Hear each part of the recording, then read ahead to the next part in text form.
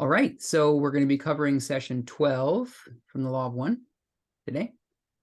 And before we get into that, I'll just take a moment and offer my love and light and gratitude and deep thanks to those of Ra and to the rest of the Confederation of Planets in Service to the Infinite Creator who help us, who send positive philosophy and help us to navigate these times of earth changes and harvest and be as centered and balanced and steady in our own unique portion of the creation as we can. So thank you to the Ra group, and thank you to the Confederation. Thank you also to LL Research for bringing this material and stewarding it so that we can do what we do. Okay. Thank you for presencing that. Yeah, feels good. Feels Mm-hmm. good. Give thanks to the teachers. And I have one note or question. I couldn't find session 12 like downloaded on the where I usually look for it on Toto. Oh yeah, it's funny. I noticed the same thing. I'll remedy that in the future, and for now, I'll just go ahead and pop the link in the chat. How's that? Yeah. I mean, I went to LL Research and just accessed it there, which Great. is easy. Good. So you got it. Yeah. Yep. Okay. So it's a little on the longer side, but a lot of the material is a little bit more transient. So I don't think we should have a problem getting through it today. Let's aim to get through it. And if we happen to stumble across something that feels really important to just slow down and dive into, that's fine. We'll do that. But let's see if we can make it through all 33 or something, I think. Q&As. Is that right? Yeah, 33. Anyone feel like starting the reading? I can start. Great. You can just tell me when to stop. Okay. I'm Ra. I greet you in the love and the light of the Infinite Creator. I communicate now. Questioner, I got a call from Henry Puharich this afternoon. He will be here next month. I want to ask if it's possible for him to join our circle and ask questions. And also if Michael de Obrenovic, who's also known as George Hunt Williamson, happens to come here, would it be all right for him to be in the circle? I am Rob. These entities at present are not properly attuned for the particular work due to the vibrational distortions, which in turn are due to a recent lack of time-space, which you call busyness. It would be requested that the entities spend a brief time-space in each diurnal cycle of your planet in contemplation. At a future time-space in your continuum, you are requested to ask again. This group is highly balanced to this instrument's vibratory distortions due to, firstly, contact with the instrument on a day-to-day basis. Secondly, due to contact with the instrument through meditation periods. Thirdly, through a personal mind-body-spirit complex distortion towards contemplation, which in sum causes this group to be effective. Questioner, thank you. Continuing with the previous session, you mentioned that the Orion crusaders came here in chariots. Could you describe a chariot? I'm Ra. The term chariot is used in warfare among your peoples. That is its significance. The shape of the Orion craft is one of the following.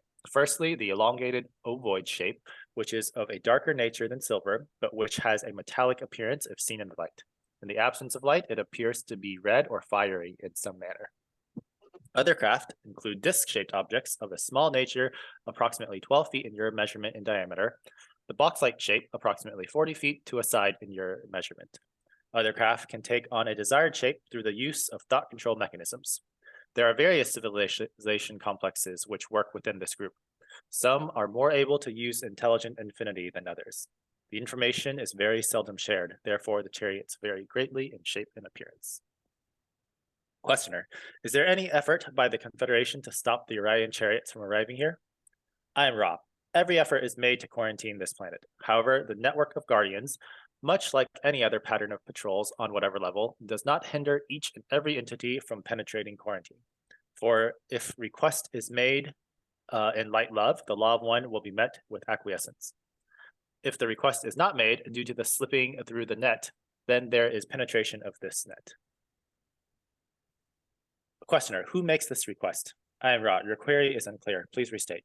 Questioner, I didn't quite understand. How does the Confederation stop the Orion chariot from coming through the quarantine? What actions do? I am Ra. There is contact at the level of light form or light body being, depending on the vibratory level of the guardian. These guardians sweep reaches of your Earth's energy fields, attempting to be aware of any entities approaching. An entity which is approaching is hailed in the name of the one creator. Any entity thus hailed is bathed in love light and will of free will obey the quarantine due to the power of the law of one. Questioner, what would happen if the entity what would happen to the entity if he did not obey the quarantine after being hailed? I am Ra. To not obey quarantine after being hailed on the level of which we speak would be equivalent to your not stopping upon walking into a solid brick wall. Questioner, what would happen to the entity then if he did this? What would happen to his chariot? I am Ra. The creator is one being. The vibratory level of those able to reach the quarantine boundaries is such that upon seeing the love light net, it is impossible to break this law. Therefore, nothing happens. No attempt is made. There is no confrontation. The only beings who are able to penetrate the quarantine are those who discover windows or distortions in space-time continua surrounding your planet's energy fields. Through these windows they come. These windows are rare and unpredictable. Questioner, does this account for what we call the UFO flaps, where a large number of UFOs show up, like in 1973? I am Ra. This is correct. Questioner, well then, are most of the UFOs which are seen in our skies from the Orion group? I am Ra. Many of those in your skies are of the Orion group. They send out messages. Some are received by those who are oriented towards service to others. These messages are then altered to be acceptable to those entities while warning of difficulties ahead. This is the most that self-serving entities can do when faced with those who wish to serve, whose wish is to serve others. The contacts which this group finds most helpful to their cause are those contacts made with entities whose orientation is towards service to self. There are many thought form entities in your skies which are of a positive nature and are the projections of the Confederation. Other sightings are due to the inadvertent visualization by your people's optical mechanisms of your own government's weaponry. Okay, that's a good place to stop. Thanks, Sean. UFOs. It's hot right now in the collective, in the global collective mind. In the, it's a big, there's a lot of current events going on around the UFO issue. So some of this is pretty interesting info. I mean, if again, it's transient, but it is impactful culturally. Any questions or thoughts about any of this stuff? It never gets old. I mean, that's subject matter, and it's unfolding too. So, but I mean, reading it again, I was just like, because I remember reading it before, but it's been like a couple years, so it kind of like, oh, I didn't remember that little bit, or it just lands in a different way.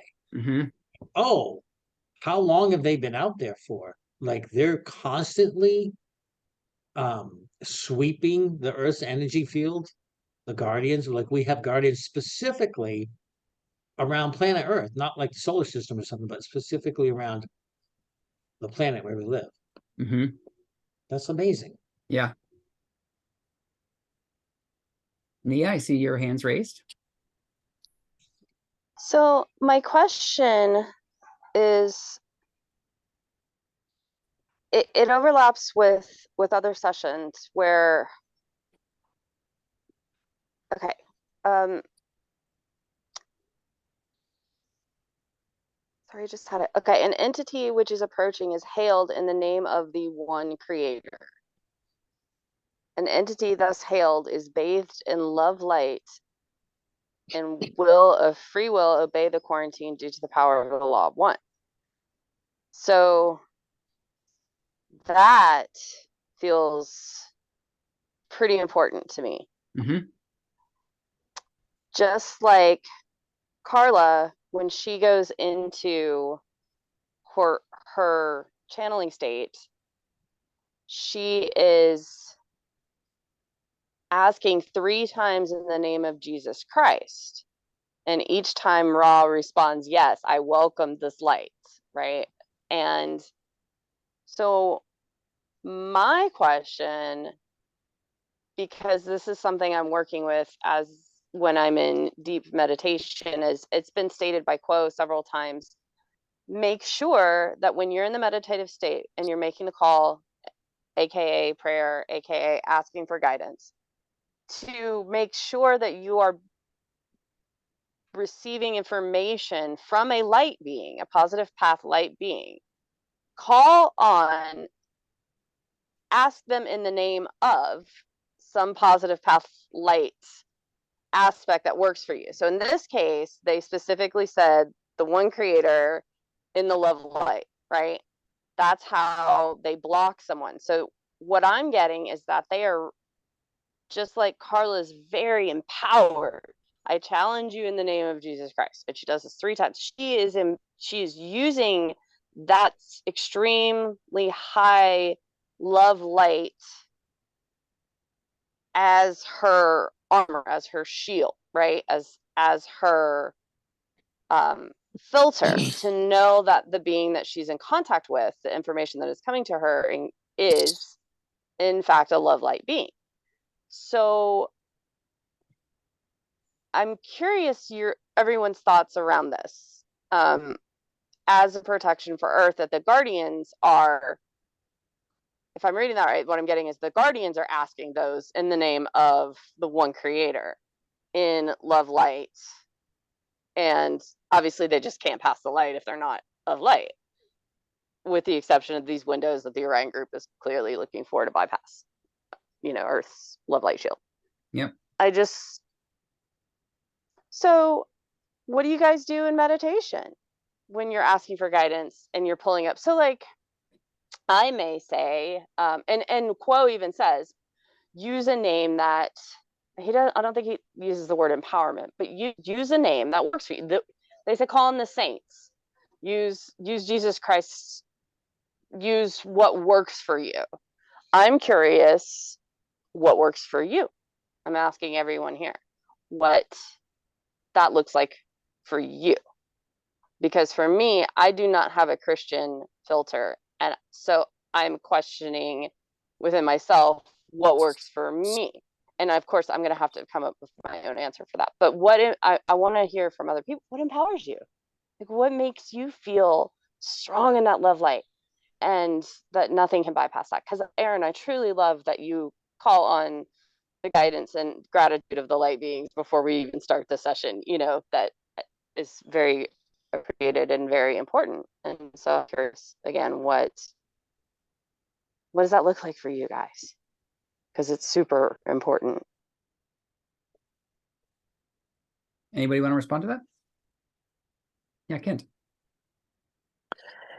Yes, I would call on the creator first, and second on my higher self, because my higher self is the highest aspect of my, what do you call it, total beingness, and will have my highest interest at heart. Something that I trust, and that's also something one of my first spiritual mentors always said. He said, always run everything by your higher self. Everything that you receive from spirit should be run by your higher self. Yeah, that's great, Ken. That makes a lot of sense. Or be approved by your higher self. So that way. Now I have some other. I have some other comments and questions too, but I'll let the rest of you respond to Nia first. Well, I'll say to you, Nia, that I don't ever call anyone when I'm meditating, because I'm not looking for feedback. I'm looking for silence. I'm looking for I'm looking for what exists behind and underneath all of the noise of reality. So I don't tend to call, and I don't channel. So I don't call in that context either. So I don't really, I don't really have any personal experience to share with you. But I will say that what I got from the teachings of Ra, and a little bit of what I've heard from Quo, is they just say, call on the highest principle that you can come in contact with. And it's personal to everybody, Yeah, I'll also give you my thoughts on that, which is I've never really connected with any specific names when I meditate. What has worked for me when I feel like I need it are like repeating principles. So one that I really like is the Lord's Prayer, and what it represents, and like really internalizing that has been more effective for me than like calling like a specific name. Nice. Thanks for sharing your feedback, you guys. One more thing I want to say in addressing the topic, Nia, that you brought up, and the quote that you read. This is the Guardians, like this is that Guardian group again that we've talked about before. And there's some questions that we've discussed in previous sessions about like, what are the Guardians?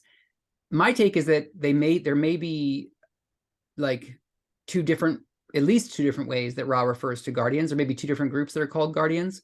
But one of the Guardians are the entities that come from the next octave during harvest, and they provide the light. They provide the precise emanations of light love as the beings are walking up, the steps of light to place themselves in the proper vibratory locus for the next incarnation. And I wonder if it's the same Guardians, and I wonder if it's the same mechanism. These Guardians hail the approaching, Orion group beings who are trying to come into the Earth's web through the quarantine. And, maybe they're just sending a frequency of light that's just so close to intelligent infinity that they literally, it's like it's really metaphysically like a brick wall. It's not a question of whether or not they can pass it. It's just so powerful and so pure that it just creates some sort of barrier that cannot be passed by entities of the Orion group, who are at 4, some at 5, and very, very few, at early 6. That's a possibility. Okay, so next in queue, I think Sean, you had your hand up. Yeah, I wanted to explore that a little bit further. So starting from 12.3, I'm not sure I fully understand what Ross saying, so I wanted to make sure that I'm understanding this correctly. So there's a network of Guardians, which I'm starting to think it's like the archangels and their angels is at least one portion of these Guardians. So they patrol the planet, and the part where so it says, if the request is made in light love, the law of one will be met with acquiescence. What does that mean? Like, if the request is made from the Orion group, like what is he saying here? Like, what request? The request to penetrate the quarantine? What does it mean to yeah? Anybody who wants to come to Earth has to take it to the council, and the Guardians are part of the council. So it might be referring to like this sort of like protocol that's in place for entities who do want to come to Earth, whether they're positive or negative. And I think that this level of the Guardians, like maybe it's possible that they'll take requests from either side. I don't know, like maybe, I'm not sure. I had a little bit of the same confusion with that. It's a really good question, Chong, and I'm not sure, but I think that it may refer to just the protocol that's in place. Like, bring your project, bring your reasoning for why you want to contact Earth. What's your project? And we'll bring it into consideration. That makes sense. And the law of one blinks at neither the light or the dark, Ra says. So, and then it continues at 12.5. There's a contact at the level of light form or light body being, depending on the vibratory level of the Guardian. That surprised me, because now they're Guardians of different vibratory levels. Right. But that's what you said, though, Sean. I mean, that seems to comport with what you said. It's like if some of the Guardians are archangels, and other of the Guardians are like either from the next octave, or who knows, like 7th density beings. Like, I have no idea. Then that seems to be congruent with what you were saying. Then maybe it's made up of different kinds of entities. Are the archangels would I assume the archangels are from the next octave. Hmm.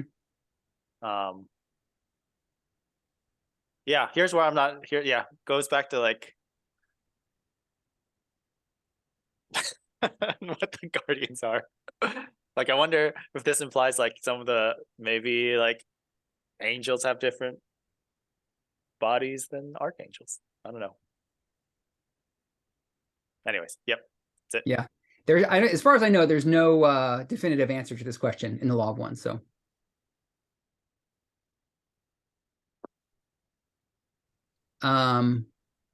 Kent?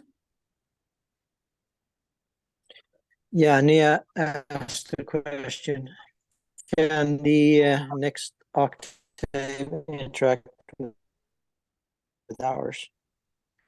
Starts at first density, right? So first and second and third. So I imagine it would be beings in the next octave who have reached a certain level in that octave that would interact with ours.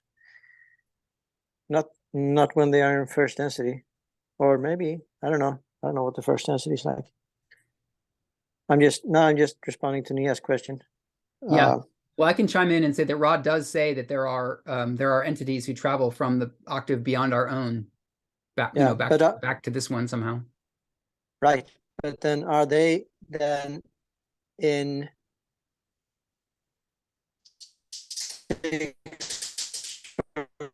seventh density in that octave before they can interact with our octave, Unknown. you think? It's unknown. Do you get what I'm asking? Yeah, I get what Yeah, you're right. asking. I just don't have Right. any information about that. Okay, that wasn't my question. Mhm. Yeah, at some point, I'm guessing the Guardians will make contact with us in the future, or we'll make contact with them somehow. I wonder how that will happen. You all have any idea about that? Do you think they're gonna just at some point just get rid of the quarantine and contact us, or will they wait until we form a social memory complex, or anybody have any idea about that? Yes. Most of my information Okay, comes from Scott? watching Cosmic Disclosure. And so I was Okay, thinking right. about the sphere beings. When Corey talks about the sphere being alliance, is anybody like knowledgeable about that? I know a bit about it. Yeah. Yeah, I've heard of them. Right. And they definitely, no, I can't say definitely. I think I'm trying to remember, it's been a couple of years since, but I have read it a few times. Where they came from, they may have come from another octave, but at some point in time, they came to form he talks about a quarantine. But then they left and some others took over. I think in terms of the other question around like the different depending on the what you pointed out, Shang. Thanks for asking those questions, by the way. I had the same thoughts in my mind too. It's like, oh, but how can we dive into this more and get some clarity on that? I know in the beginning of that part, Ra mentioned, or one of the first answers was it's like a patrol, like on any level. Just like if we had a patrol here on our level, there may be soldiers, sergeants, and lieutenants, or whatever. You know what I mean? That have just different rankings and abilities, probably. So that's what it sounds like it is. But dang, what was the other thing I was going to say? Now I forget. There was another question that was kind of like on the table there. Well, maybe it'll come to me. Mm-hmm. Well, on the patrol piece, I wanted to say something about that, which is, at first it's like, wait, they constantly are scanning the Earth's, energy web. That's like, well, that sounds like it takes a lot of focus. But then again, what it made me think of is like our immune systems. I mean, how much energy and focus do you put into scanning your body for invaders? I spend 0. My immune system does it automatically. So at that level, it's like it seems like that, these beings, like, it's so hard for me to like reach into understanding about what are these beings like? It's like, who knows? It's so fathomless, or unfathomable, I guess is what I was trying to say. And I think that it must be effortless for them or maybe not effortless, but it's not, it's different than us being charged with like patrolling the entire Earth to check for Orion visitors. Like that would be a lot for us, right? But I think for the Guardians, it's not so much. It's just it's like they think it, they put it in place, and there it is. That now it's being done. Now there's like a immune system for the Earth that they somehow set up. Maybe. Going back to Yeah, Ken's question about the Guardians, so like if the interpretation that at least a subgroup of the Guardians are like the archangels, I mean, like people are already interacting with them right now. Like there have been documented cases in the Bible, and then people even today, like actively, there are plenty of people who actively work with angels. Yep. Oh, that's what I was going to, with the answer, respond to Kent's question, and that's why I said yes. About the secret space program and cosmic disclosure, and how Corey, for instance, was called to a conference with the Guardians and other factions of the secret space program, including the one he was in, Solar Warden.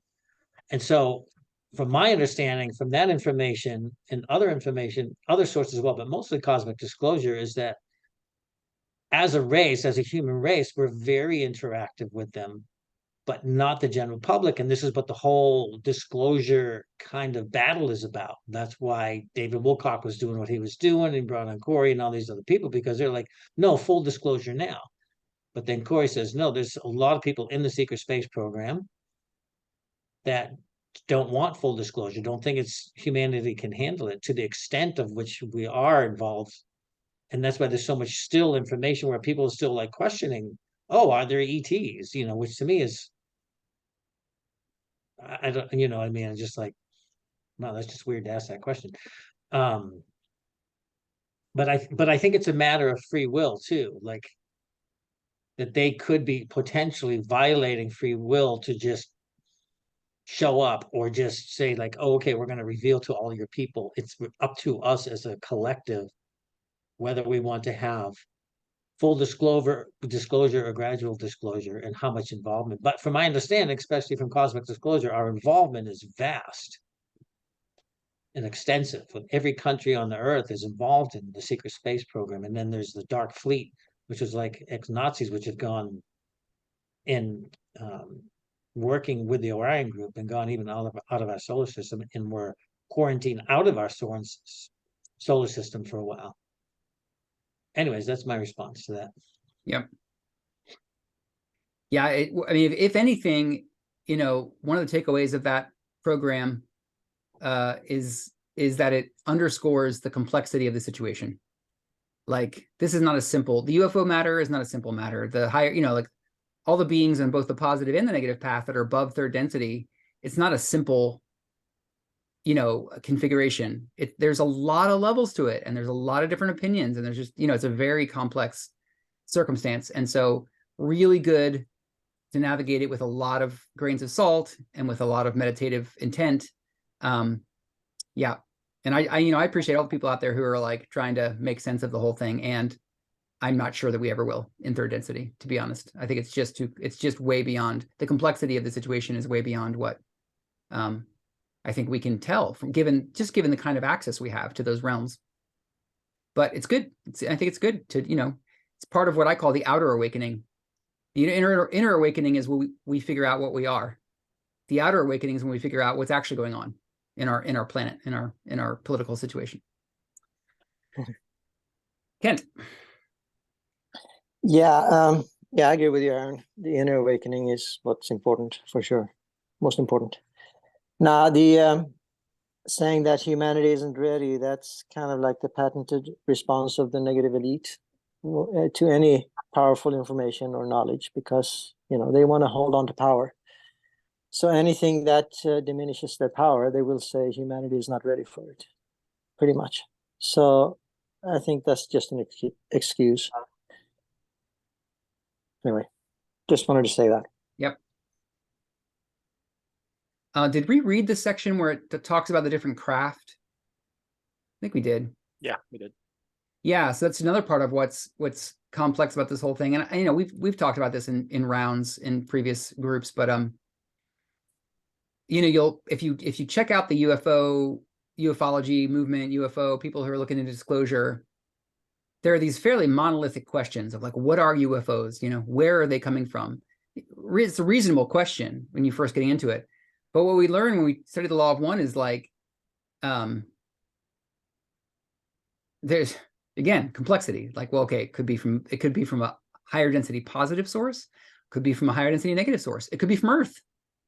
It could be a physical craft, or it could be a thought form craft. It's like, and you know, even if it's from a higher density negative, which planetary source are we talking about? You know, it just keeps getting more and more nuanced and complex. And they, you know, they get into that here a little bit by the answer that Ra gives about the different kind of craft, and depending on how much access to intelligent infinity the group has, you know, the craft might be of a different design, et cetera, et cetera. So yeah, again, it's not a monolithic topic. It just gets continually more subtle and nuanced. And they don't share their designs within the negative complex. Yeah, what did that mean? They don't, they're competing even within themselves. They don't share their designs with each other. Right. Even if they're all negative. Yep, I think that's exactly what it means. Except for maybe for a price. I found that amusing. Like, you know, like they're all in the Orion group, but they don't share their designs with each other. Mm-hmm. And thus they are subject to the constant disintegration of, or the constant, what is it? Entropy or something like that. Spiritual entropy. Entropy, spiritual entropy. Exactly. Yeah. Yeah. That's right. Welcome, Echo.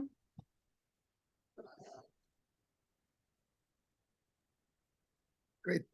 So great to pop in and cultivate negative entropy with you all. I think you're on the wrong call if you're trying to cultivate negative entropy.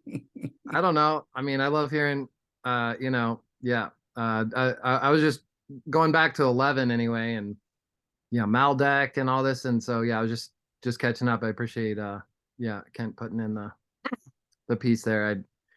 Yeah, it's such a nice rhythm to be able to come in and have you guys, you know, in the thick of it. Yeah, yeah. Thanks for joining us. Good to see you.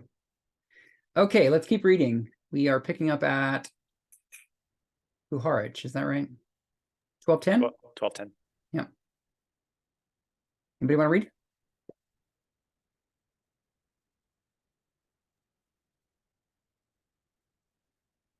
Okay, let's give it a try, Kent. I may have to raise my hand if it gets garbly, but Yeah, I'm gonna stop my video, so maybe okay, that'll good. help. Yeah, that'll help. We'll see. Okay.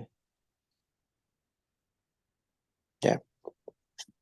Okay, 1210, questioner. Which group was it that contacted Henry Puharich in Israel right around 1972? Ra. I am Ra. We must refrain from answering this query due to the probability that the one you call Henry will read this answer. This would cause distortions in his future. It is necessary that each being use free will and complete discernment from within the all-self, which is at the heart of the mind-body-spirit complex. Questioner. Does that also apply to answering who was contacting the group that I originally was in 1962? I am Ra. This query may be answered. The group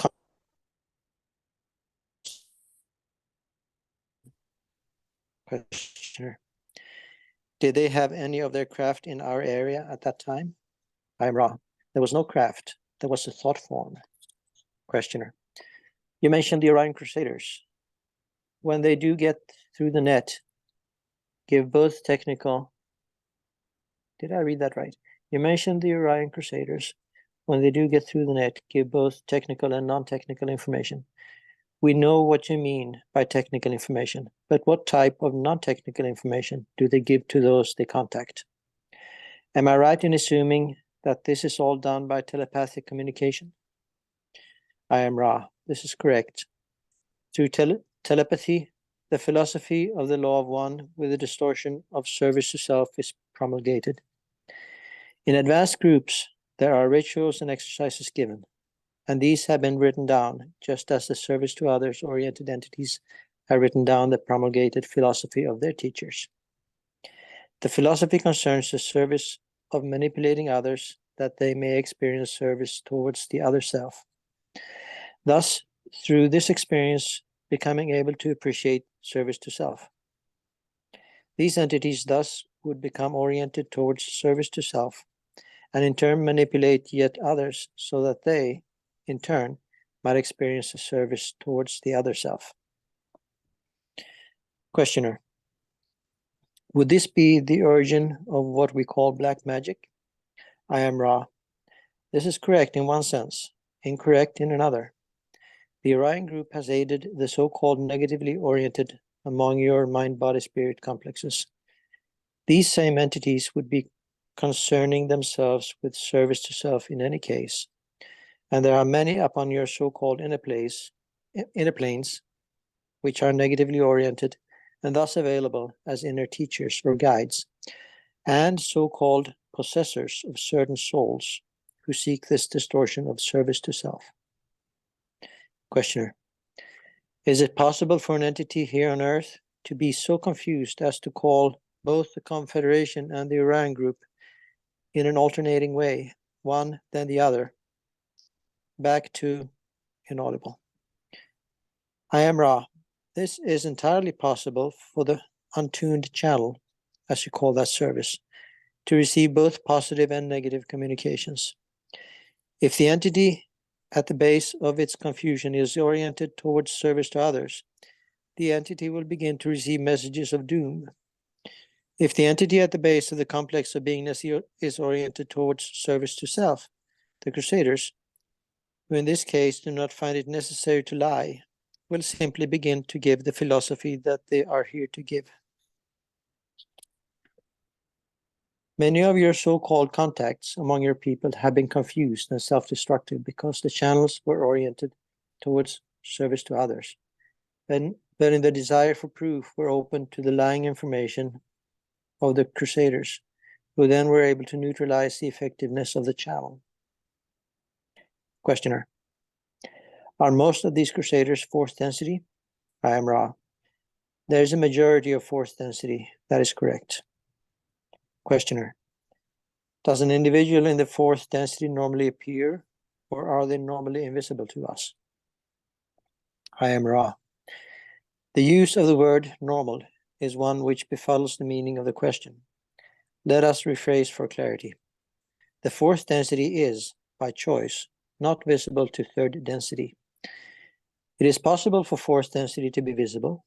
However, it is not the choice of the fourth density entity to be visible due to the necessity for concentration upon a rather difficult vibrational complex, which is the third density you experience. Questioner: are there any Confederation or Orion individuals living on Earth visible to us and important in our society at this time, walking among us? I am Ra. There are no entities of either group walking among you at this time. However, the Crusaders of Orion use two types of entities to do their bidding, shall we say. The first type is a thought form, the second, a kind of robot. Questioner: could you describe the robot? I am Ra. The robot may look like any other being. It is a construct. Questioner: is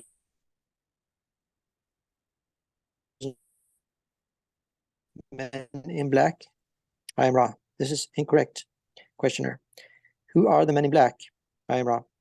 The Men in Black are thought form type of entity which have some beingness to their makeup. They have certain physical characteristics given to them. However, their true vibrational nature is without third density vibrational characteristics, and therefore they are able to materialize and dematerialize when necessary. Questioner: are all of these Men in Black then used by the Orion Crusaders? I am Ra. This is correct. Questioner: if one were to visit me and I grabbed him and locked him in a closet, could I keep him or would he disappear? I am Ra. It depends on which type of entity you grab. you are perhaps able to perceive a construct. The construct might be kept for a brief period, although these constructs also have an ability to disappear. The programming on these constructs, however, makes it more difficult to remotely control them. You would not be able to grapple with the thought form entity of the men in black, as you call it, type. Questioner.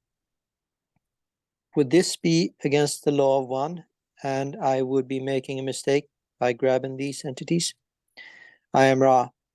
There are no mistakes under the law of one. Questioner. What I am saying is, would I be polarizing more towards self-service or towards service for others when I did this act of locking up the thought form or construct? I am Ra. You may consider that question for yourself. We interpret the law of one, but not to the extent of advice. Okay, that's Questioner. great. No, that's a good place to Okay. stop. Thank you. Good.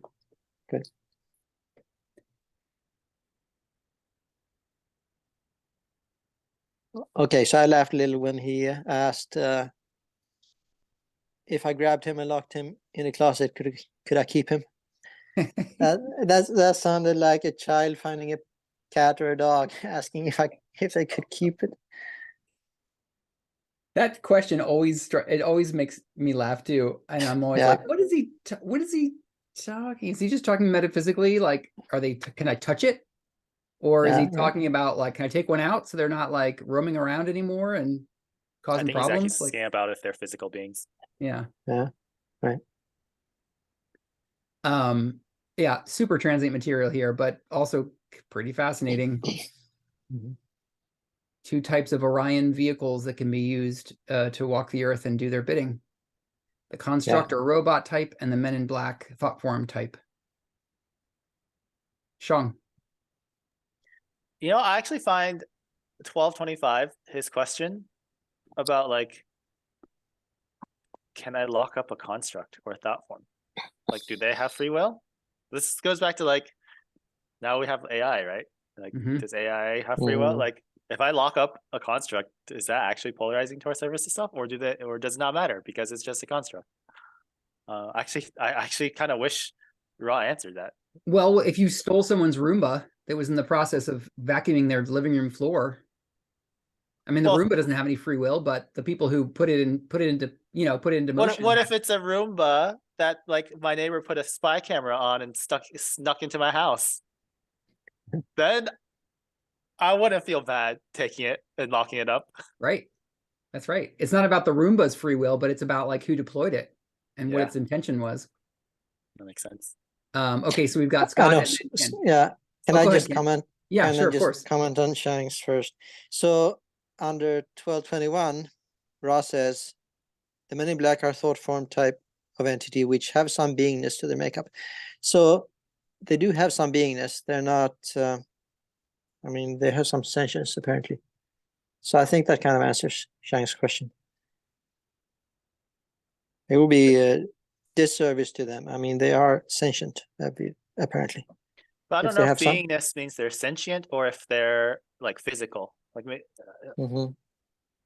I mean, like my Roomba. Does my Roomba have beingness? Right. Yeah, well, I mean, it can be interpreted in different ways. I interpret it as them having some sentience. But I mean, that's my interpretation. The word beingness for me is one of the most difficult words to define in this material. Beingness. Like it's very subtle. Beingness. Mhm. What is beingness? Doesn't everything have beingness? Is there anything that doesn't have beingness? What would not have beingness? Right. I mean, Well, and they only have some. right. Yeah, right. Have some beingness. Yeah, it's not a 0 or 1. It's not a sum. Yeah, total. And Yeah. I found that like, I mean, at least if you look at a lot of the men in black encounters, I mean, they're very. It's like they're running out of power. They're like simulating a human. Like but they're, but to me, it means that they're not just a hologram, like in your mind, making you think it's there. There's some beingness there. Mhm. Is how I interpret it. Like if you poked them, you would touch them. Right.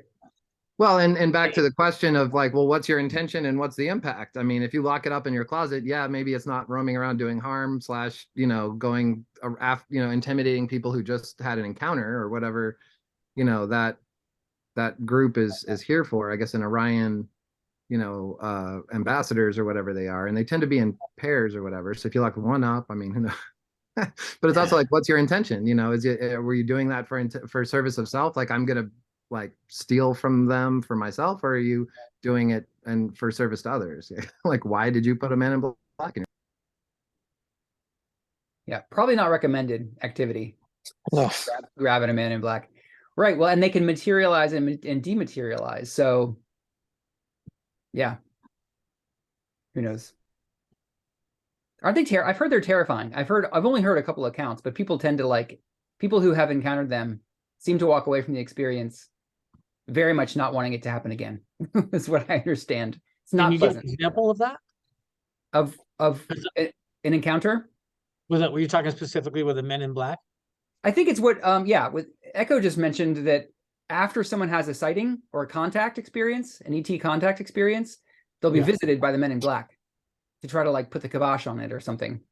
There's some very reliable and concrete, like people have had the same story for many years, and they're pretty, like you said, Aaron, they're not looking to repeat it. Like, there's some encounters where people are like, whoa, I can't wait to have that, and all the phenomenon and the downloads. I mean, obviously different subgroups here we're talking about, but they're kind of, they're pretty chilling, but they tend to almost always let them in. Like, they'll knock and they'll say, can we come in? I guess, okay, come on in. I mean, it's almost always but they don't usually talk about being, whereas some ET encounters, it's like you don't have free will, like your mind is being controlled by the other, whereas that doesn't seem to be the case in the encounters that I've read about from Men in Black. Mm-hmm. And they're depicted as wearing the kind of clothing that you would see in the movie Men in Black, like a black suit and a black tie with a white button-up collared shirt. Isn't it fascinating how all these movies and shows like Star Trek and stuff, that I think for the most part, the general populace and the subtle communication, that it was all fiction, right? That's how it was all presented. And now we're like, oh, it's not all fiction. Right. Especially when it gets as specific as that, like a film, The Men in Black. Yeah. That's I think the film was based on the accounts that were given by people who had the real experience. And, whether or not the filmmakers thought it was a real experience or not, they didn't care. Maybe, I don't know. I'm just guessing into their experience, but it makes for good film, makes for good drama. So they took it and ran with it. Yeah. Apparently they also have really dark eyes. Like they have soulless eyes, and maybe they don't even have whites in their eyes. It's like they have black eyes. I was wondering when Ross said they lack some third density attributes, right? Like, what was that? What is that? All kinds of stuff. I mean, they tend to have strange sense of gravity. Like, they don't know how pins work. I mean, all kinds of weird stuff. Like, they're definitely, just like a amalgamated projection or whatever you want to say of whatever from 41 or 47, whenever that invention of okay, and then the stereotype stuck. Like, they didn't get a fashion upgrade when things started, they didn't start wearing hoodies or something. Skateboards. Hoverboards. Scott, did you have another question? Yeah, the one I put in the chat. Okay. And there are many upon your so-called inner planes, which are negatively oriented and thus available as inner teachers or guides, and so-called possessors of certain souls, whose this distortion of service to self. I was just curious about that. Many upon your so-called inner planes. What's the difference? What's the distinction between beings in our inner planes and third or fourth dimensional? Those are outer plane. I mean, Ra is outer plane. So That's I have thoughts on this, and I'd love to share them. I'd love to hear what other people say. This inner planes, outer planes question is really, it's been a central question for me, and it keeps coming up. I don't know if you all know this or not, but Neil has put a presentation together on it, and he's going to give a presentation for the collective coming up in a week or two. I'm really excited about that. Inner planes, outer planes. It might be, these are just thoughts. Don't just take it with a grain of salt, but part of me wants to say the inner planes is time space and outer planes is space time. Roughly speaking, that's kind of how I make sense of it when I read this. And it's the time space of this planet, I think. Yeah, the time space of Earth is the inner planes of Earth. And so, of course, there is a penetration or communication between the two. There's obviously a relationship between the two. We travel, we cycle through inner planes after we die, outer planes when we're reborn. We also interact with the inner planes when we meditate and when we sleep. Mhm. So, they're not completely separate realms, but they do have some sort of semi-independence. And so the distinction here, I think, in this context is that if we're talking about, fourth density negative Orion group on a crusade with their chariots, they're in space-time. They're in fourth density space-time. So that's distinct from inner density negative beings who are also doing their own kind of negative work in time space. Mhm. Time space being inner planes, Inner planes. space time outer planes. Right. And the basic distinction there is basically the material physical universe, as we call it, Mhm. is space-time, and time space is the realm of thought, the spiritual world, the realm of idea, the realm of like what precedes materialization. So, the Hermetic principle that all is mental, all is mind, sums it up really well. And also Walter Russell's work sums it up really well. It's like all form, all materialization always is preceded by a thought. It's always preceded by an idea. Idea comes first, and then the materialization of that idea is what we call physical reality is. Mhm. So these would be like negative philosophers or something, or negative, I don't know, beings who are focused on the idea of service to self and the philosophy of that and of control, and are able to do work in a purely mental way. They don't have a physical form, but they can still, influence space-time through, however that works. No, I think it's mental, but also intense and working with energy. Right. Yep. Is negative time space hell? I think personally, fourth density negative space-time is hell. Okay. I can imagine that, like what we call demons. Like we give names to a lot of things, to everything, basically, right? We name things and label things. Yeah. And so perhaps that we would call demons. They work on the inner planes. Right. And then there's this whole idea of the astral levels, right? Like the lower astral, because you'll hear people talk about demons and all sorts of like negative entities in the lower astral. And then the higher astrals where you can connect with angels and stuff. So yeah, I'm sure there's some truth to what you're saying, Sean. Like I bet like a lot of impressions or ideas that humans have come up with about hell probably does come from the lower astral or the negative inner planes. Yeah, probably. That makes a lot of sense. Speaking of astral, did anybody watch who posted that? Was that you, Kent? Who posted the movie? Oh, Astral City? Astral City. I started watching like the first 20 minutes or so, but it's all in Portuguese. I'm like, I don't know what they're saying. Oh, there's an English version somewhere. I haven't seen it recently, but I watched it a while ago. I highly recommend it. It's pretty thought-provoking. Does it get less gloomy and gloom and doom as it progresses? Yeah, it does. Okay. Yeah, he starts off like, he's in the beginning of his I hero's. don't remember. It was a long time ago since I watched it. No, he has like the fall from the higher planes to the underworld or something. Mhm. Anyways, another topic, kind of, Yeah. sort of related. So what else? Anything else here that we read that's worth trying to unpack? A lot in there. The majority of Crusaders, Orion Crusaders, are fourth density. I think we kind of already know that. Mhm. The what we learn later, is it later? You guys, I get a little mixed up in the order because I've read through it so many times, but the visitor that comes, the negative visitor that comes and greets this group to try to stop them from doing it is from fifth density. It's a fifth density outer planes being, I think outer planes, but it's a fifth density Orion. And it's it seems like it's very rare for that to happen. It's rare for a fifth density Orion member to be on the front lines, to actually make contact. Typically they're like the leadership, and they just kind of like organize the minions, the fourth density minions, to go do their strategy. But in LL's case and in Ra's case, this contact case, the fifth density entity got directly involved, which apparently is fairly rare. They sense the power.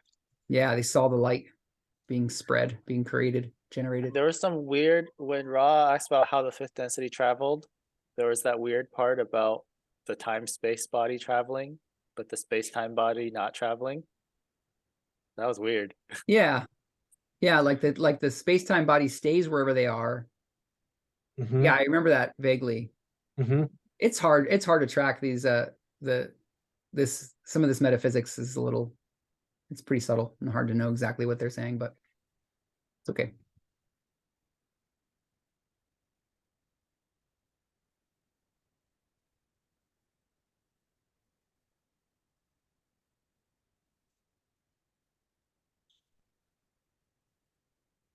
I want to say something about the thought form. Just back to, I think we're going to have a running open question / discussion of thought form, because I think, as some of you know, maybe most of you know, Diana proposed that maybe the punctuation that LL chose to write down thought form, thought dash form, maybe they got it wrong. Maybe it's actually thought / form, which actually really landed for me as like, oh, that seems insightful. And so what's the difference between a form and a thought form? And the insight I had on that is that, most of the forms that we interact with go through a procedure to come into beingness, and they just go through the standard process for materialization goes through the logos, the sun, basically. So sun births all the light and all the matter, all the elements that create our solar system, and it all coalesces into first, second, third density, fourth density, etc. And so that's the normal process of form to come into being, existence. It's still a thought, but it's a thought of a logos. And a thought form is, I think, something that doesn't go through that process. It goes like, we as sublogoi are able to make our idea come into reality, into space-time, directly through thinking it. So we bypass the standard, whatever billions of years process of materialization, and bring things into form through the power of mind. And I think that's the difference between just a standard form and thought form. That's how I've kind of come to see it. Can you think of an example of thought form? Well, As in a collective? Ra's pyramid, the Great Pyramid, is the most profound and significant example I can think of.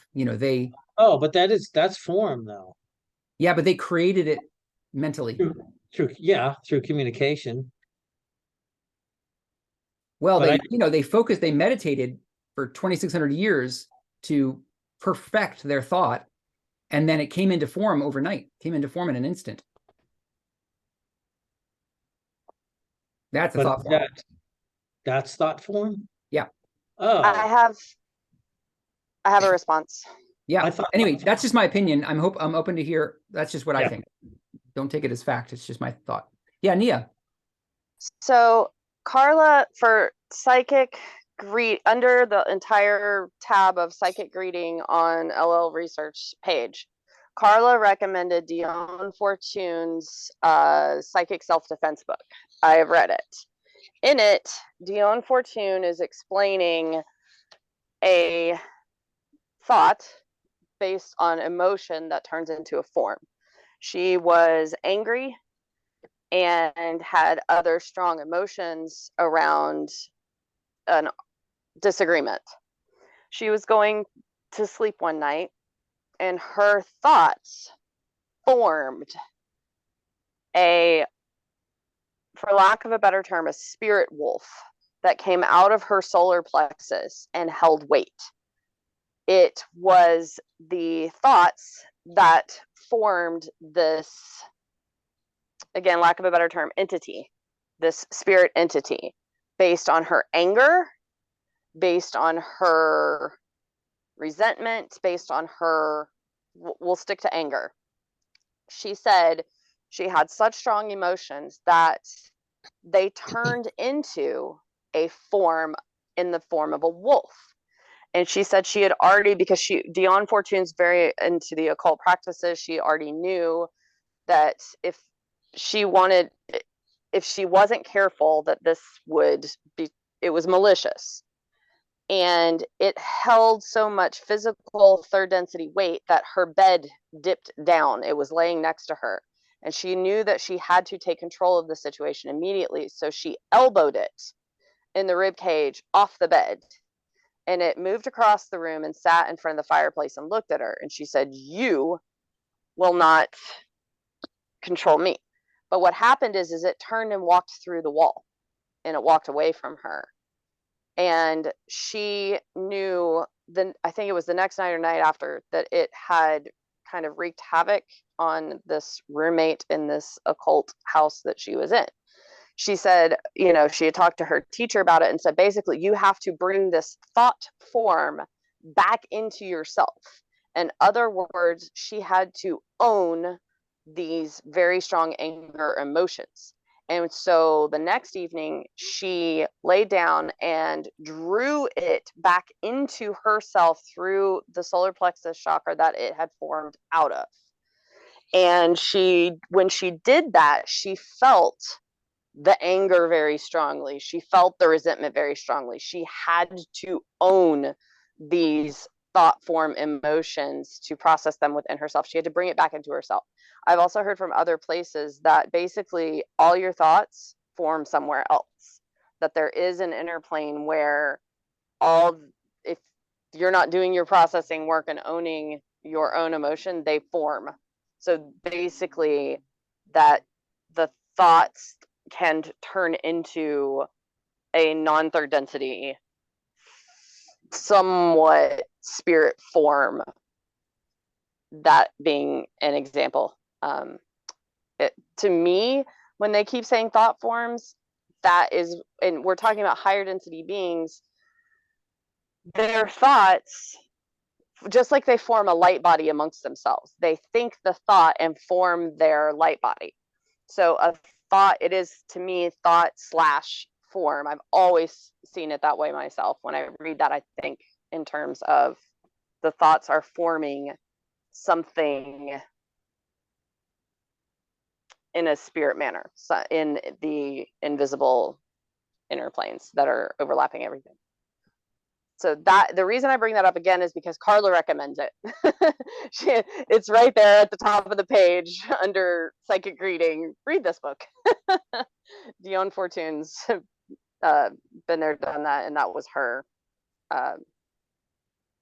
warning to take ownership of your own emotional angst, because they can form things that you would never see or know and have negative action towards, another being. Mm-hmm. That's all. Yeah. Ra also says about thought forms that in fourth density, thoughts become things directly. Like it's a quality of fourth density that's different than third density. Third density, there's like a lag. It's not to say that third density entities cannot create thought forms. I think we can, obviously. And I think that example that Nia just gave is one. But as we go closer and closer and deeper into fourth density, Ross says that thoughts become things more quickly. That process will just accelerate. And I think there's a lot to be gleaned from that in terms of looking at the state of the world and everything that's happening in the world. Like, I think that's just a manifestation of the degree of unprocessed emotions and thoughts and desires in the collective that are now manifesting more and more quickly as, the outer reality, the outer environment. And the other example I have, Scott, is from the autobiography of a yogi. He goes and travels all over and he visits all these different sages and saints in India. And some of them do that. They create thought form. You know, they have the ability to like manifest. I forget what, like an orange, or you know, there's like these different examples that he gives of real people he met that do magic. You know, and they're just manifesting thought forms. But the orange is an actual By orange. We know it and you can eat it. I think so. Yeah. Did anyone read that book? The autobiography of a yogi? Yeah. Yeah. And one of Yeah. them is able to bilocate, I remember. Have you guys Yeah. read Masters of the Far East? That seems like similar. It's also like a bunch of Western scientists go hang out with a bunch of Eastern, Indian people who can bilocate, do all this crazy stuff. I didn't read the full thing, but it sounds I started reading that. Yeah, that's right. I remember a friend of Will mine. you guys type that into the resource sharing Yeah. for us? Sure. I mean, in the Tom Brown books too, Stalking Wolf, his teacher, like all this stuff, like he can extend his consciousness so far, like he'll know everything that Tom and Rick are doing miles away. You know what I mean? They'll come back to camp and like a week later and he tells them all these things, or communicating over long distances. And so, yeah, this stuff is fascinating. I'd like to read both those books. Is that Yogananda that? Yeah. Yeah. Exactly. Nia, are you going to share the Deanne Fortune book in the resources? Dasha also read a book about some like Stanford psychologist who like did a bunch of drugs and then traveled to India, met a guy who basically like some master who was like omniscient. I'll find that book too. Cool. Hey, so building on the stuff about thought form, I was gonna ask, is cancer a thought form? Because I remember reading something about that. So I searched it, and there's this interesting quote. It's 40.9. And then it says, questioner, has the vibration of the photon of all our particles increased in frequency already? And Ra says, I'm Ra, this is correct. It is this influence which has begun to cause thoughts to become things. As an example, you may observe the thoughts of anger becoming those cells of the physical bodily complex going out of control to become what you call cancer. Mm-hmm. Does that make cancer a thought form? I don't know. I mean, not all cancer is a thought form because some of it's probably genetic, but I wonder if this type of cancer is a thought form. It seems like it's either a thought form or it's like, you know, closely related. And it's interesting. I just read, I forget which session it was, where Ra is talking about the heating up of Earth, and it's a parallel process. Like we get cancer when we have unprocessed anger, but when the Earth has unprocessed anger, it doesn't get cancer. It gets hotter. So like the body's job is to maintain growth. And so when we have unprocessed emotion, there's unregulated growth, which is what cancer cells are. A planet's body is to regulate, you know, orbit, and also, you know, a climate that can support life. And so when a planetary body has unprocessed emotions and anger, it manifests as heat, which is a portion of, I'm pretty sure it's a portion of what we experience as global warming. And again, it's thoughts becoming things. It's connected to this thought form, but it's at a mass level, the mass mind, not just the individual mind.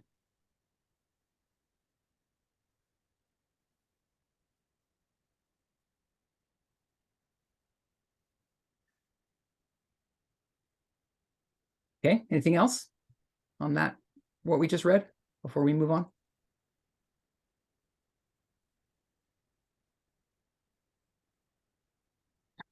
Okay, wanderers.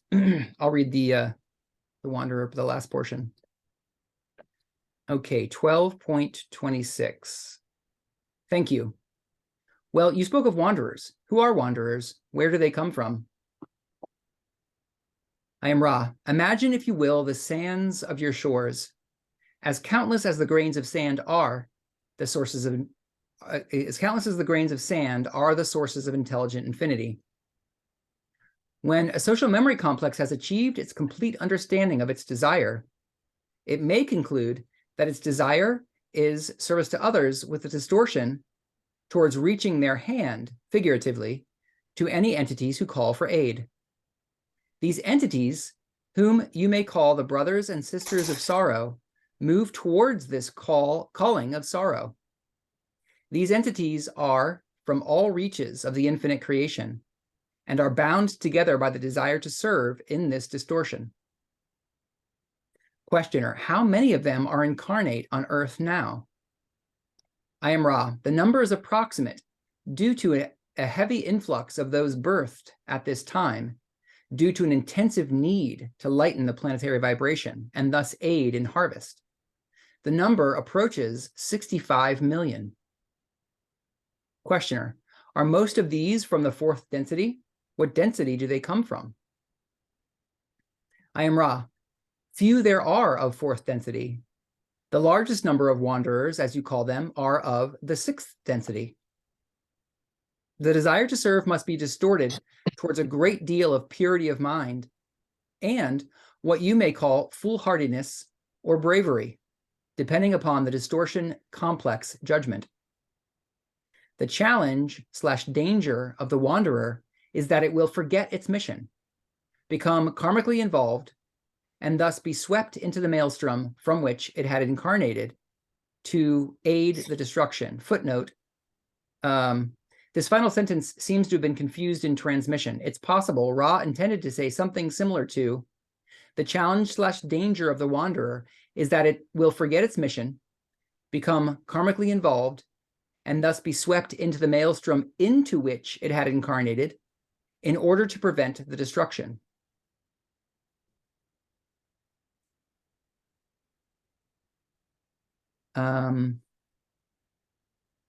Questioner, what could one of these entities do to become karmically involved? Could you give us an example?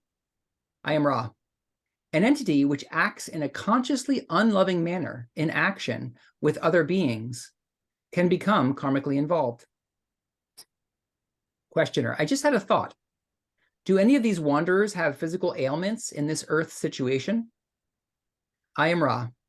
Due to the extreme variance between the vibratory distortions of third density and those of the more dense densities, if you will, wanderers have, as a general rule, some form of handicap, difficulty, or feeling of alienation, which is severe.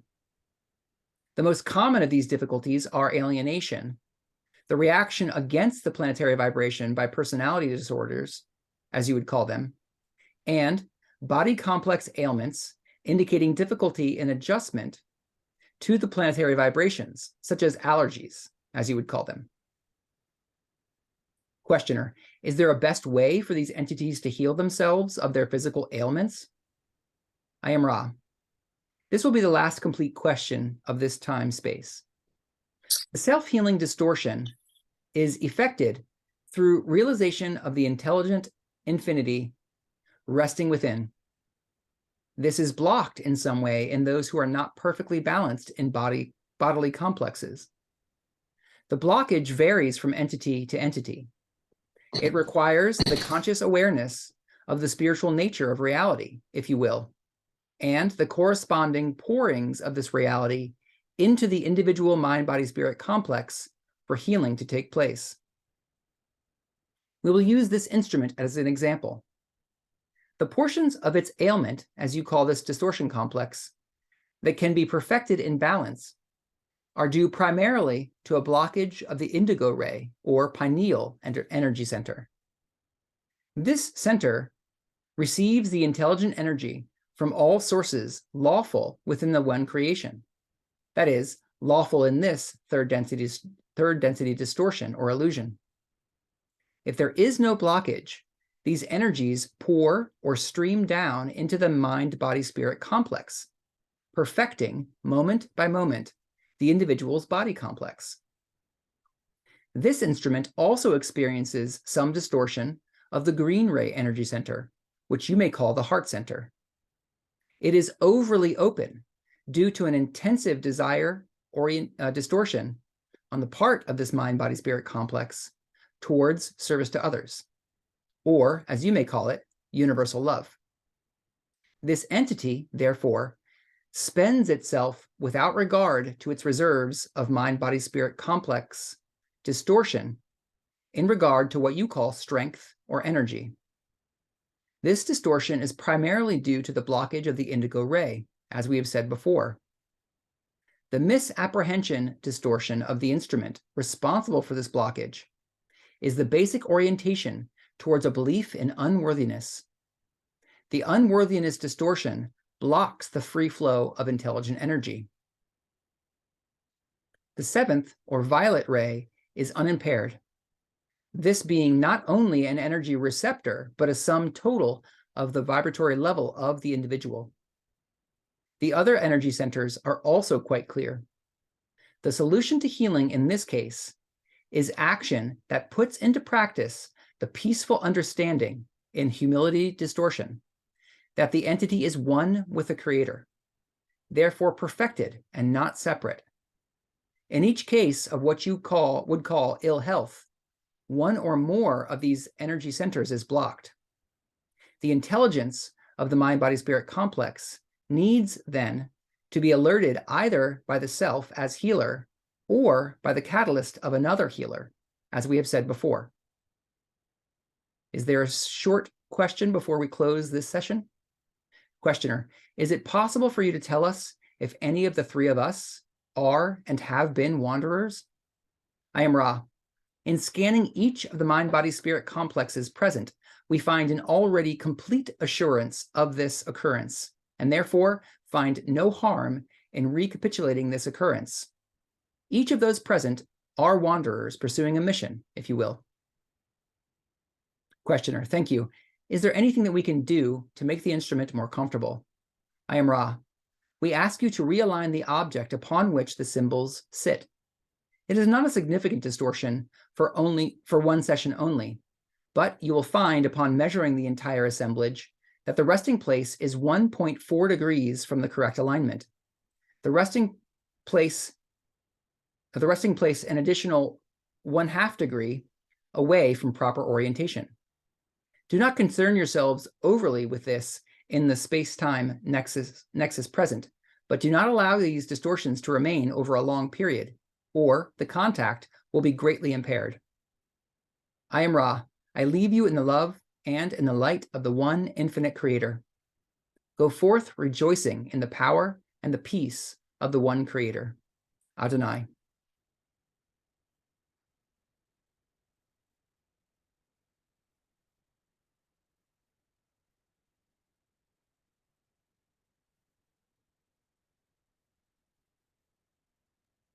I have a question. In 1231, the indigo ray this center receives the intelligent energy from all sources lawful within the one creation. That is lawful in this third density distortion or illusion. What is a lawful source?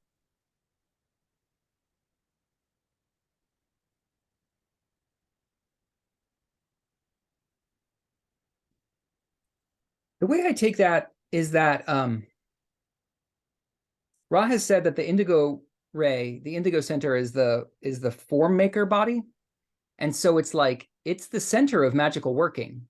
Like it's where adepts get their power from. And so I think that if a wanderer from sixth density was able to like completely call upon the power of the pineal ray, they would be able to like do all kinds of magical and miraculous things in the context of third density. So it's like, what would be lawful is like what doesn't break the law of confusion in third density. And I don't know specifically what, but basically like they can't just do miracles through the use of that ray. That's how I take it.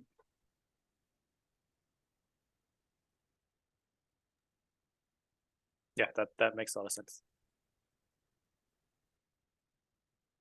Man, the unworthiness distortion blockage, I relate to that one a lot, you guys. It's like, I think it's one of my major life, I think it's one of the things I came to work on is worthiness, unworthiness. And in my experience, the indigo and the orange, like they resonate. And I've said this before, but I feel like at a personal level, when we have blockages in the orange, it kind of like it manifests as blockage in indigo. That's how I kind of understand it. That's a rough way of saying it, but like, you know, if we don't have a really grounded sense of like being okay as a person for whatever reason, it manifests as like the belief that we should be separate from God. We should be separate from perfection or the source or something like that. I'm not doing a great job of putting it into words, but those are my two common places of where I need to do healing work, is in orange and indigo. Or maybe I'm just doing them in orange and it then, you know, it kind of like manifests as unblockage of indigo. I'm not sure how that works, but I relate to Carla's experience of needing to work on feeling self-worth. Yeah, that landed for me too. Less so than it years ago. Years ago, I was very, very I don't know, sensitive or something to that. Sensitive in the sense of like when it came up, I was just like I really felt that deeply. Like, oh, that was a thing that I carried around very, very unconsciously. Then it became more conscious. It's still there. It's so, I feel like it's so programmed into us in the culture. Like it's so prevalent in the culture. I don't think that's very rare at all. And by and large, as a majority of human race, we perceive ourselves as separate. And I think religion has had a lot to do with that. And I forgot the other thing I was going to say. Yeah, I agree.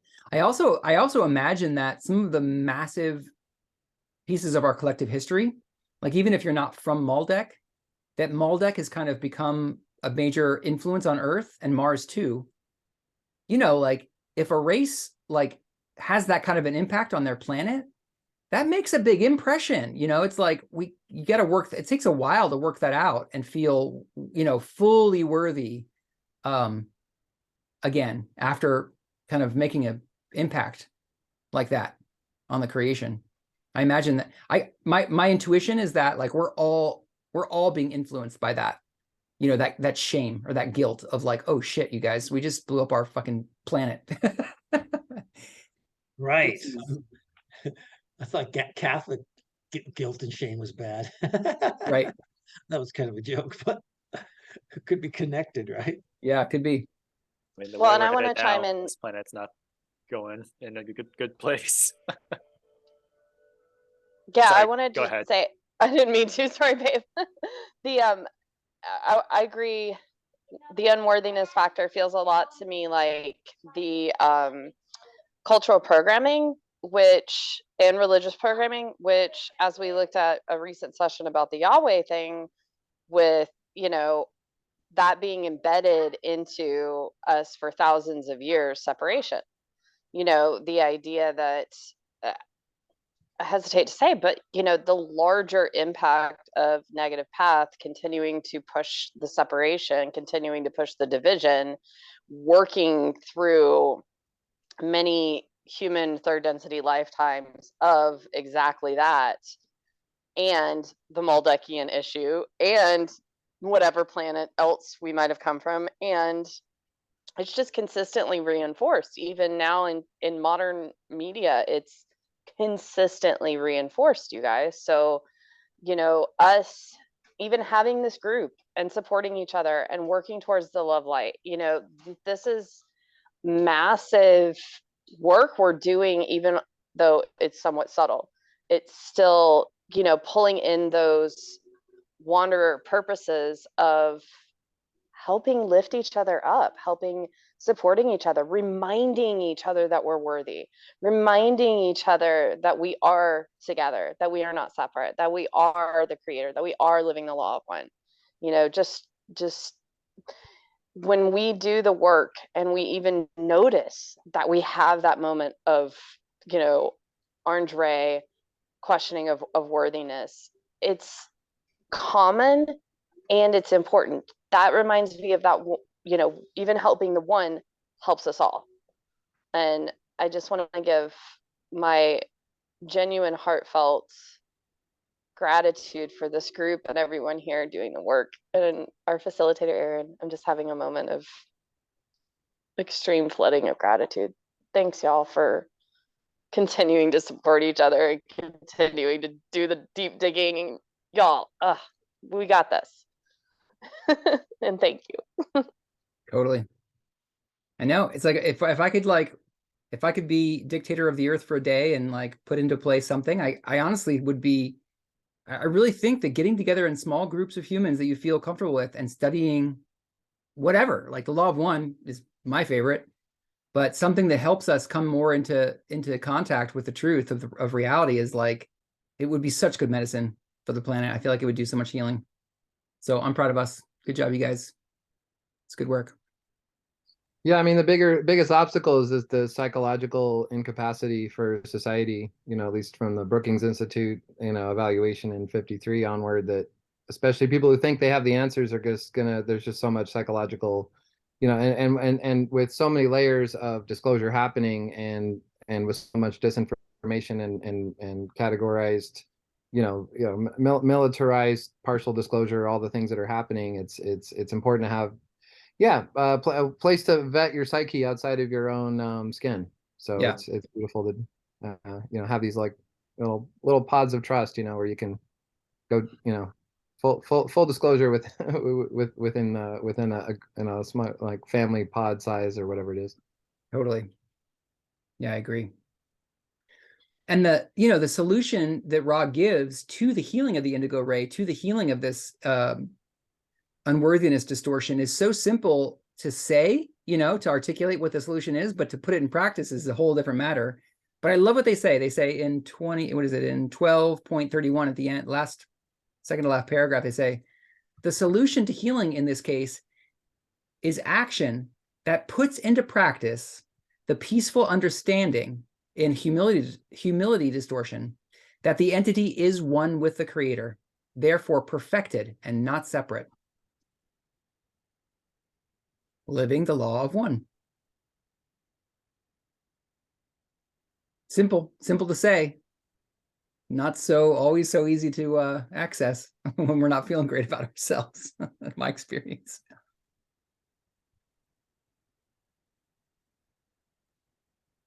Yeah, I liked how they there's a line up in the when Kent was reading, like well, we're not here to give advice. We're interpreting the law of one, you know.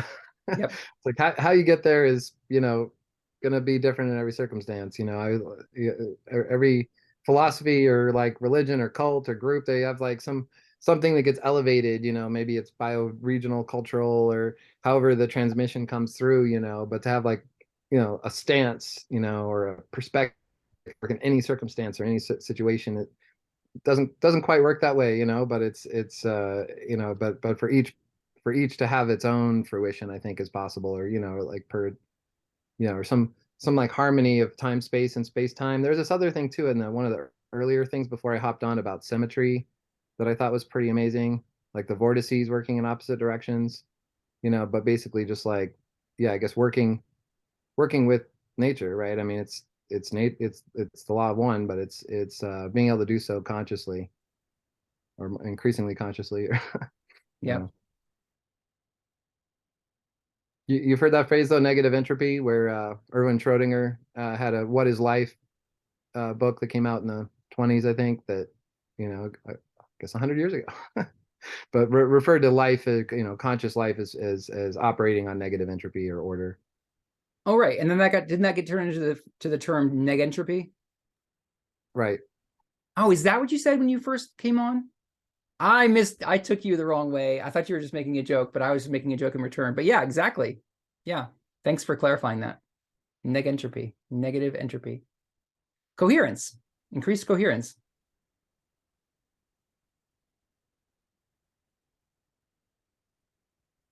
Well, and so there's a consequence to any sequence. I mean, anybody can like piece together something or say, oh, that's close enough, or oh, that's a, ta-da, there's always some like miniature completion that then, as soon as it's been fit together, like the rest of the puzzle shifts. So like the rest of the puzzles that are possible shift maybe, or I don't know. It's like the circuit itself is constantly being rewired. But looking forward to the next puzzles. The next questions we'll be able to ask soon. Yeah. And like as Neo was saying, I mean, I want to hear from Kent too, but yeah, just the closures around the corner. Just so many different tribes are going to be, I think, confronted with our planetary predicament in ways that we've been buffered for so many generations. The whole, oil and industrial heyday. Anyway. Yep. So negative entropy basically means increased complexity, right? Instead of, so negative entropy is actually something good.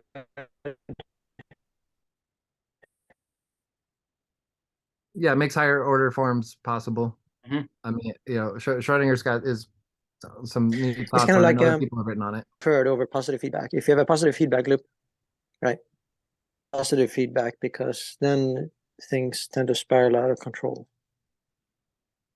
You want a negative feedback loop in the body most of the time. Well, and as we're reaching like the Same sort of thing, I guess. global singularity of like, well, what's inside and what's outside, and if we're able to access the inner planes collectively and have that be I mean, that's where there's a lot more choice and capacity, right? But even in the space-time conundrum, there's opportunity for something more beautiful and hopeful than we've mostly been given as a what's going to happen in the collision, or what does that look like, and just being able to dream bigger and not compress into a contracted state is so crucial. So I feel like that's also what's being cultivated. Yeah. Well said. I agree with you so much. And I also, I one of the reasons I love Charles Eisenstein's work is because he holds central to his position is that we need to dream big. We need to dream of what we love the most. We need to like hold in our imagination a vision of what the future could be that we love, and we serve what we love. And I feel like that's one of the most powerful things we can do to, to serve the more beautiful world our hearts most possible, to serve fourth density positive, is just to stay connected to what we love and what we can imagine is the most beautiful outcome for Earth. It's good work. That's a theme that's consistent with that thing that I posted the other day. Because he talks about like on the individual basis, like finding the thing that like lights you up, that like inspiration, like, oh, like if there were no limitations on, you know what I mean? No limitations. And I could just be whatever I wanted to be and do whatever and manifest into the world what I want. What would it be? Like, what is the thing that you feel like so moved and touched and inspired about? Like if you had no limitations, oh, that's the thing. It might be more than one thing for, you know what I mean? But Yeah. I wish Totally. BJ were here to chime in with that, with her, our inquiring together work on the dreaming big and like your desire and your mental, emotional focus. And Erin, you know her stuff better than I do, but I just feel like she would totally be able to chime in with that, dream big. And I'm not even saying it right, but I could see her in my mind responding with that. Yes, we can shift from left side to right side to, we can shift that. We don't have to suffer. We can be in the big dream, in the positive. Yeah. Aw, BJ, thanks for presencing her. Send her some love. All right, y'all, we are at time. So we'll wrap this one up. And yeah, I just share my gratitude for this group and for being able to travel through this material together. Thanks, y'all, for being here. Love to all the mothers. Love to all the mothers. Thanks. All right. Love y'all. Bye. Love you. Bye-bye. Guys, next time. everyone, great inquiry. Hey, will you let us know when Neil does his presentation? Yeah, it's on the calendar. Okay. TOTOH.org/calendar. Thanks. See you guys. Yeah. Bye-bye. Oh. I sent you a private message about the sweat lodges. Did you see Cool. it? Thank you. Okay. Yeah, got it. All right. See you Thanks, soon. Scott. See ya. Bye-bye.